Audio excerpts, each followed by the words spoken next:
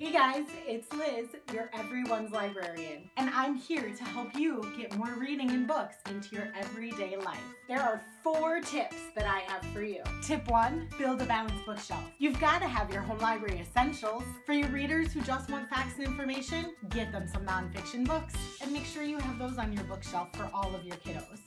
These encyclopedias are not the encyclopedias that we grew up with. They're full of facts and information with gorgeous pictures and illustrations.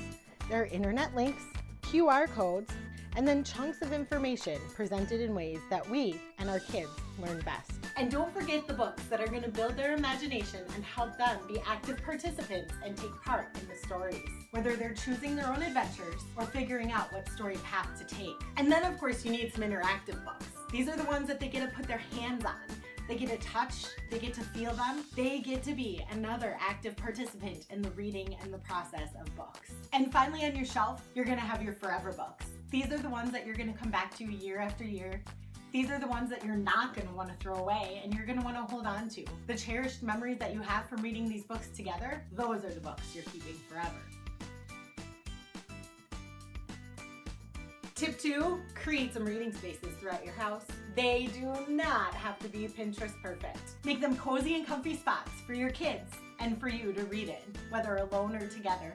You'll want to keep some small groups of books with their covers out and showing for your kids. These are the ones that their eyes are just going to naturally be drawn to whenever possible. In other areas, you're going to want to have a bookcase where you keep all of your books, or a tub just to keep them away. These are the books that you're gonna rotate through. You're gonna pull them and put them into their little baskets in their little areas. When you're doing this, keep their interest in mind and remember what they're learning about. And be sure to add in and rotate some old favorites that they haven't seen in a while. Tip 3, you're gonna wanna incorporate literacy throughout the day. Literacy is the reading, the writing, the viewing, the speaking, the listening, the visual representation of a book and words. It's not just reading a book. And when you read throughout the day, you read at different times, which means you're gonna pick up different books.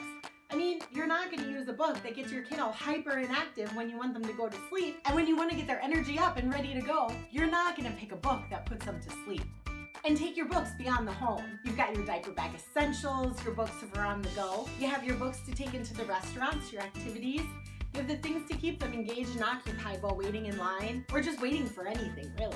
In a restaurant, when you can have 2 kids sitting across from each other and doing their own seek and finds, outside and at the park.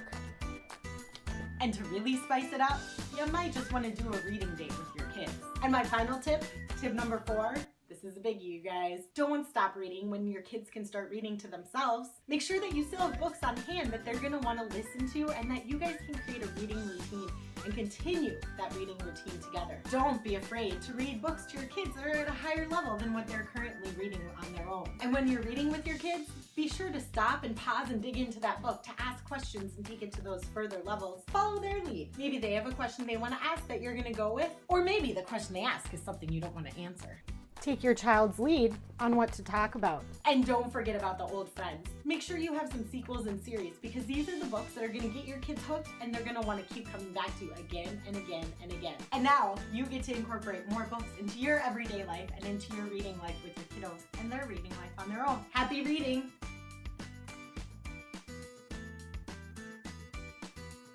Listening and speaking. And when you want to get them their energy